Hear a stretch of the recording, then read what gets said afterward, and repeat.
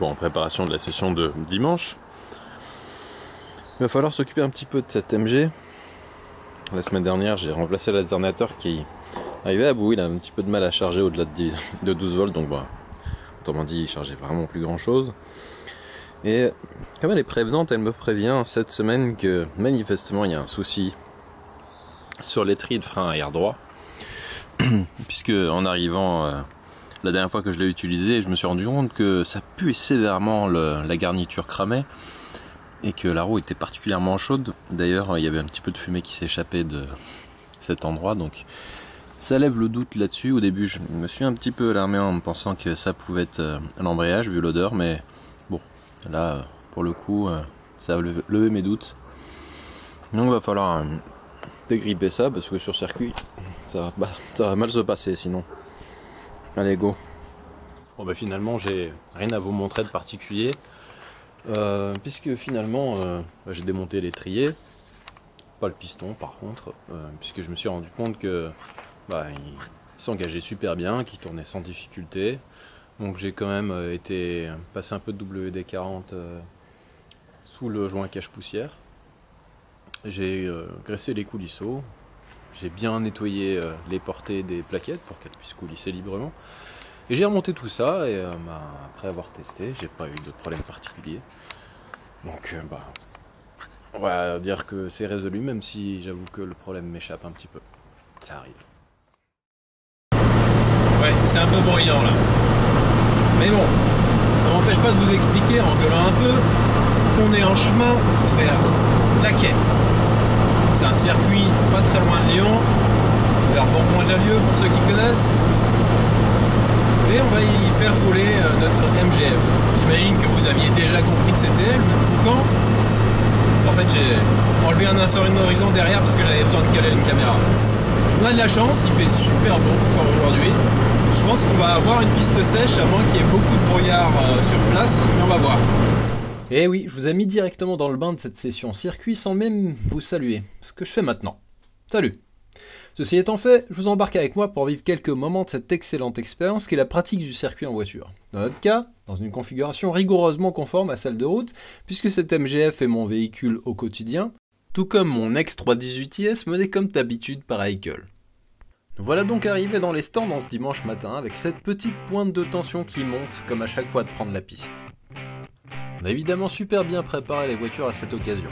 On a déchargé les outils au cas où et... ah, c'est tout. Allez, c'est parti.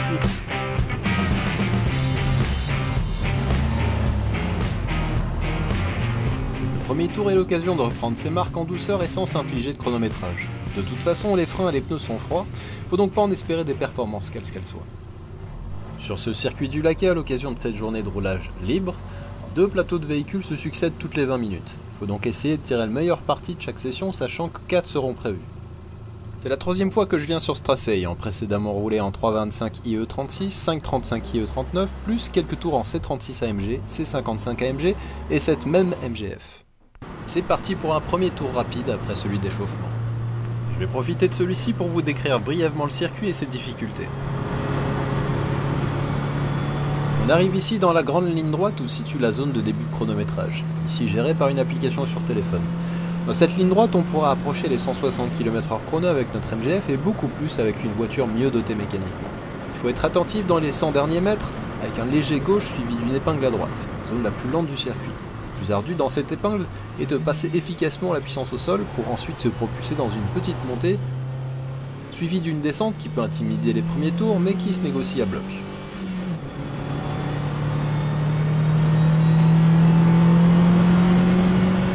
L'occasion de reprendre pas mal de vitesse avant de négocier un grand gauche qui est immédiatement suivi par un pif-paf droite-gauche. Cet enchaînement est assez technique et il est facile d'être trop rapide ou trop lent pour négocier le tout efficacement. La suite prend la forme d'un léger virage à gauche puis d'un 90 plutôt lent. Et avec ses pneus encore assez froids, je me régale ici du comportement chatouilleux et donc joueur de cette MGF au moteur central.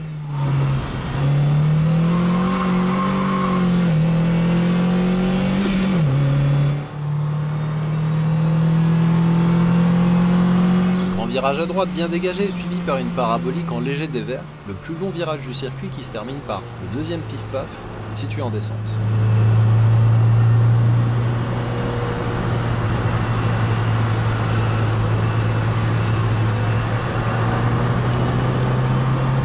On arrive à la seconde section un peu technique avec cet enchaînement gauche-droite, suivi par un triple droite dont le premier virage est particulièrement difficile à aborder.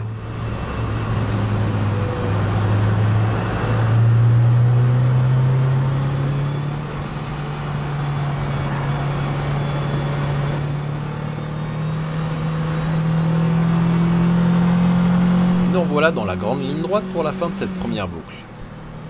Notez ici comme l'aspiration m'aide à maintenir le rythme de la IS, pourtant un peu plus véloce en accélération pure. À tel point que je passe tranquillement la 5ème, étant de toute façon incapable de la doubler en ligne droite.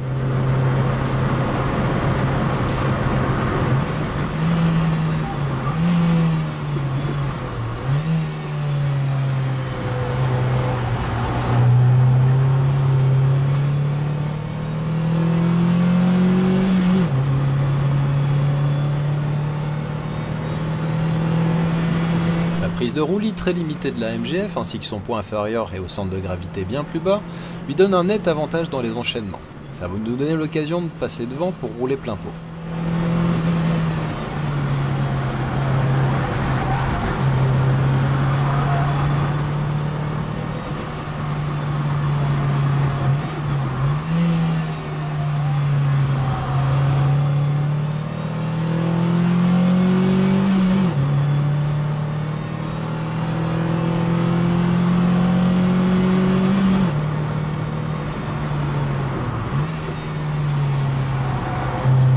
Voilà un tour qui ne sera manifestement pas chronométré avec succès. Ça n'enlève rien au plaisir de piloter cette voiture. De toutes celles que j'ai eu l'occasion d'essayer sur circuit, c'est à la fois la plus difficile et la plus ludique. La MGF est dotée d'un châssis très vif et sa répartition des masses la dote d'un équilibre fantastique sur circuit, dont le contre-coup est aussi d'en faire une voiture peu prévenante dont les réactions peuvent être à la fois violentes et difficiles à maîtriser. Ce n'est donc pas vraiment la voiture idéale pour débuter sur circuit, comme vous l'avez sans doute compris.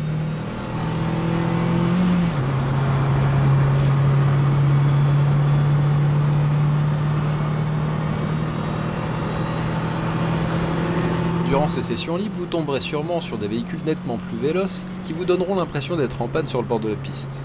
Chacun son rythme.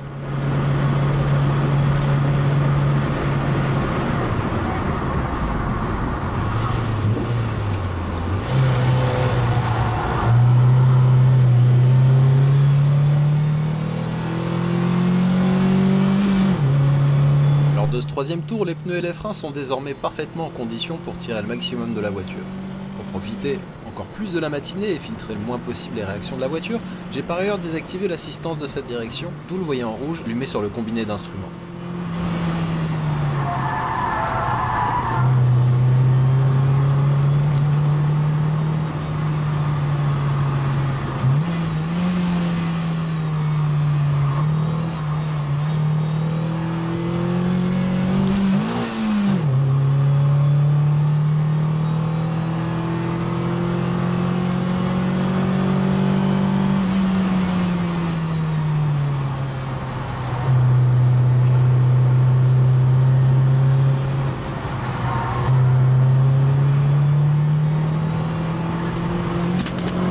Décidément trahi par mon matériel puisque la caméra arrière a décidé d'elle aussi prendre son envol. J'ai eu de la chance que les virages suivants n'en viennent pas à bout à force de la balader d'un côté à l'autre de l'habitacle.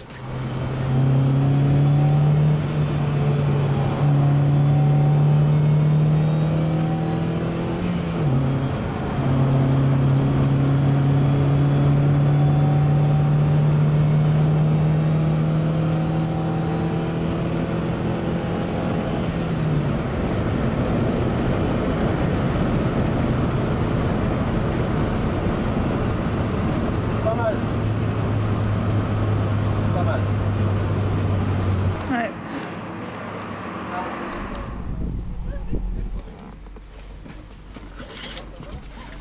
J'ouvrirai un peu plus les vitres quand on sera un peu plus loin. D'accord. Ah, parce que tu sens grave la chaleur du moteur, c'est ça? Bah oui, il est juste derrière. Excellent. Je suis très curieux. J'y vais. J'y vais.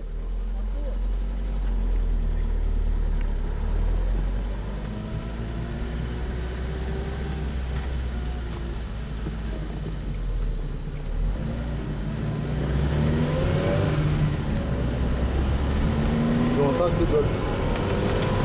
Ce premier tour, on le fait tout doucement parce que j'ai encore des soucis de chauffe. Ça fait chier.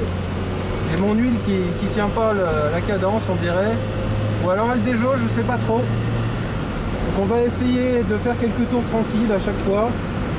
Et si on casse le moteur, eh ben tant pis. Parce que si je peux pas faire de circuit avec celle-là, je vois pas l'intérêt. Et sur ces belles paroles autoritaires, il est temps d'aller chasser du chrono. On va essayer de gagner quelques secondes sur les 1 minute 47 qu'on a mesuré jusqu'à présent comme étant le meilleur tour réalisé avec cette voiture. Je laisse profiter de la pleine tension de ce moment et des envolées lyriques un peu lamentables de cette anglaise. Et oui, ça c'est pas son fort.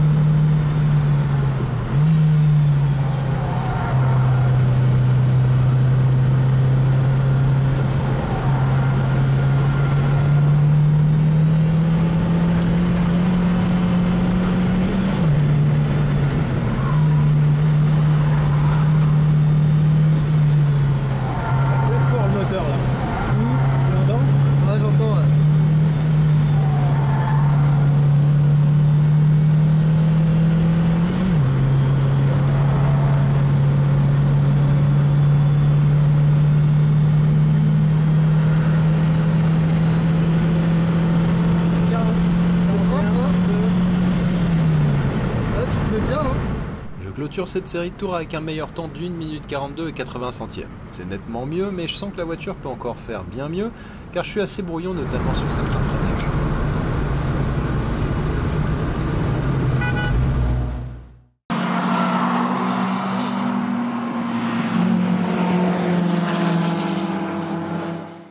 Comme je disais à Nani, je me retenais de faire wouhouhou, j'étais trop bien. Non, mais tu peux. Je voulais pas me déconcentrer. Non, ça va, la session. Mais la sortie était très courte. 20 minutes, j'espère que... Bah, c'est dire que si elle était courte, j'ai pu la faire en entier. Alors, Moi, tu sais, je te voyais, tu sais, j'essaie de te battre, j'étais là et je te vois, je dis, ah bah il a dit, il est encore là.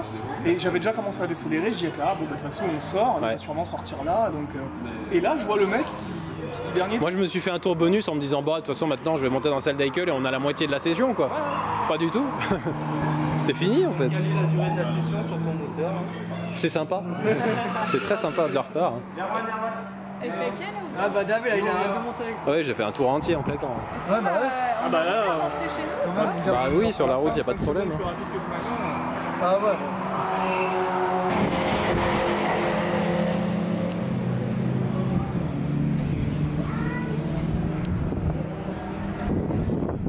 Une carte qui tourne là-haut.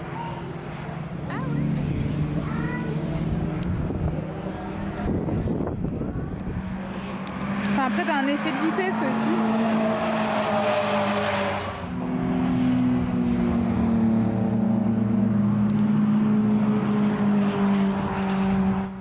Et on arrive maintenant à la dernière session de la journée. L'occasion de peut-être améliorer encore un peu mon temps.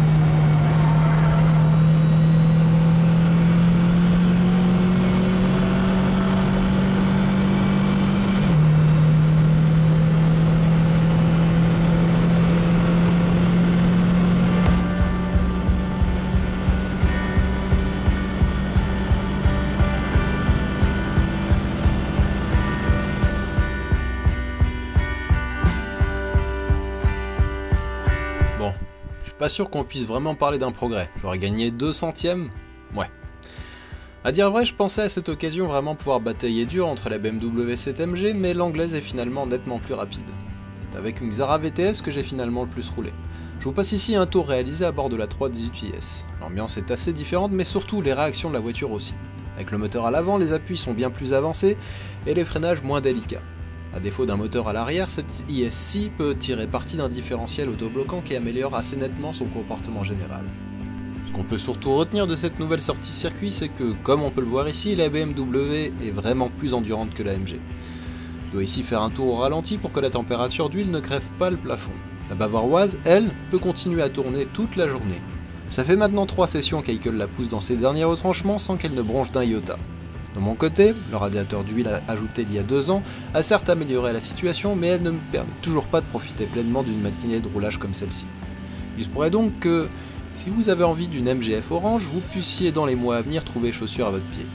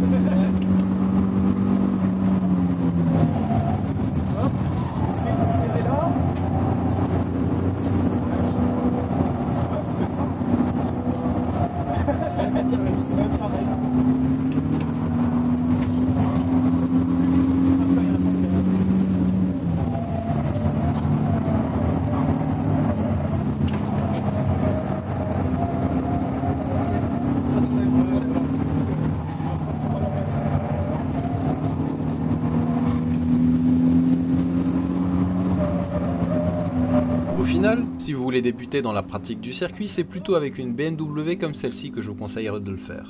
Elle n'est pas très puissante et de ce fait laisse une plus grande place à la qualité du pilotage plutôt qu'au courage de rouler à des vitesses très élevées.